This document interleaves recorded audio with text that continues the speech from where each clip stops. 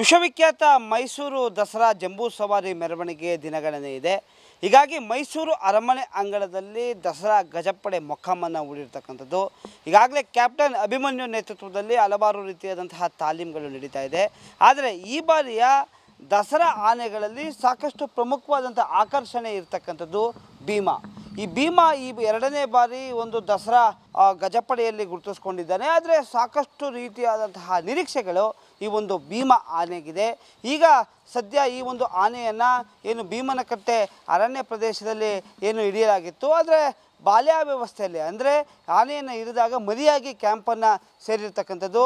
ಹೀಗಾಗಿ ಮತ್ತಿಗೂಡು ಕ್ಯಾಂಪಲ್ಲಿ ಏನು ಈ ಒಂದು ಭೀಮ ಆನೆ ಈಗ ಪ್ರಸ್ತುತವಾಗಿ ಇದೆ. ಭಾಳ ಪ್ರಮುಖವಾಗಿ ನೀಲಕಾಯ, ಈ ಒಂದು 2 ದಂತಗಳಿರ್ಬೋದು.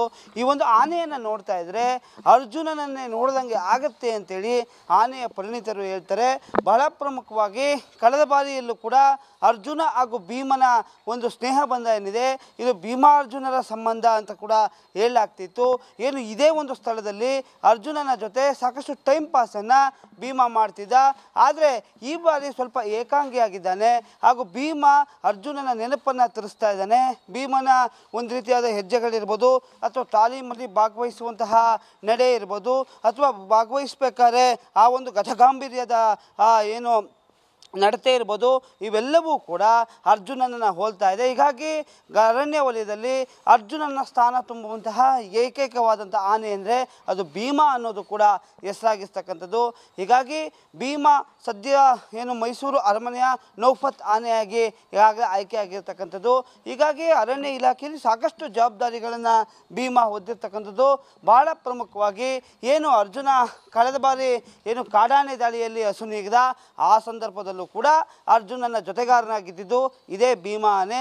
ಹೀಗಾಗಿ ಸಾಕಷ್ಟು ಕಾರ್ಯಾಚರಣೆ ಅಂದರೆ ಹುಲಿ ಕಾರ್ಯಾಚರಣೆ ಇರ್ಬೋದು, ಅಥವಾ ಕಾಡಾನೆಗಳ ಪುಂಡಾನೆಗಳ ಸೆರೆ ಹಿಡಿಯುವಂತಹ ಕಾರ್ಯಾಚರಣೆ ಇರ್ಬೋದು, ಇವೆಲ್ಲದರ ಕಾರ್ಯಾಚರಣೆಗಳು ಕೂಡ ಭೀಮ ಪ್ರಮುಖವಾದಂತಹ ಪಾತ್ರವನ್ನು ವಹಿಸಿದ್ದ. ಅರ್ಜುನನ ಜೊತೆ ಸಾತಾಗಿ ಅಂದರೆ ತನ್ನ ಸಹೋದ್ಯೋಗಿಯಾಗಿರುವಂತಹ ಅರ್ಜುನನಿಗೆ ಒಂದು ಜೊತೆಗಾರನಾಗಿ ಸಪೋರ್ಟಿವ್ ಆಗಿ ಭೀಮ ನಡೆತಿದ್ದ. ಆದರೆ ಈ ಬಾರಿಯ ದಸರಾದಲ್ಲಿ ಏಕಾಂಗಿ ಆಗಿರ್ತಕ್ಕಂಥದ್ದು ಭೀಮನಿಗೂ ಕೂಡ ಒಂದು ರೀತಿ ದುಃಖದ ಸಂಗತಿ ಅಂತ ಹೇಳ್ಬೋದು. ಆದರೆ ಇಲ್ಲಿರುವಂತಹ ಏನು ಮಾವುತರಿದ್ದಾರೆ, ಅರಣ್ಯ ಸಿಬ್ಬಂದಿಗಳು, ಈ ಒಂದು ಅರ್ಜುನನ ರಿಪ್ಲೇಸ್ಮೆಂಟ್ನ ಭೀಮ ಮಾಡ್ತಾನೆ ಅನ್ನುವಂತಹ ನಿರೀಕ್ಷೆ ಇದೆ. ಹೀಗಾಗಿ ಮಾವುತರ ಪ್ರತಿಯೊಂದು ಮಾತುಗಳನ್ನು ಕೇಳ್ತಕ್ಕಂಥದ್ದು, ಅಥವಾ ಸಾಕಷ್ಟು ಇನ್ನೂ ಕೂಡ ಚಿಕ್ಕ ವಯಸ್ಸು ಅಂದರೆ 24 ವರ್ಷ ಇರೋದ್ರಿಂದ ಭವಿಷ್ಯದಲ್ಲಿ ಮೈಸೂರಿನ ದಸರಾದ ಅಂಬಾರಿ ಬರುವಂತಹ ಭವಿಷ್ಯದ ಆನೆಗಳಲ್ಲೂ ಕೂಡ ಭೀಮ ಮುಂಚೂಣಿಯಲ್ಲಿದ್ದಾನೆ. ಹೀಗಾಗಿ ನೀಲಕಾಯ ಆಗಿರುವಂತಹ ಭೀಮ ಸಾಕಷ್ಟು ರೀತಿಯಾದಂತಹ ಒಂದು ಅರಣ್ಯ ಇಲಾಖೆ ಚಟುವಟಿಕೆಗಳಲ್ಲಿ ಅಂದರೆ ಕಾರ್ಯಾಚರಣೆ ಇರ್ಬೋದು, ಅದು ಇನ್ನಿತರಲ್ಲೂ ಕೂಡ ಭೀಮ ಭಾಗವಹಿಸ್ತಾನೆ. ಹೀಗಾಗಿ ಮೈಸೂರು ದಸರಾ ಆನೆಗಳಲ್ಲಿ ಅಥವಾ ಮೈಸೂರು ದಸರಾ ಗಜಪಡೆಯಲ್ಲಿ ಸಾಕಷ್ಟು ಅಟ್ರಾಕ್ಟಿವ್ ಆದಂಥ ಆನೆ ಭೀಮ ಕೂಡ ಒಂದು ಅಂತಲೇ ಹೇಳ್ಬೋದು.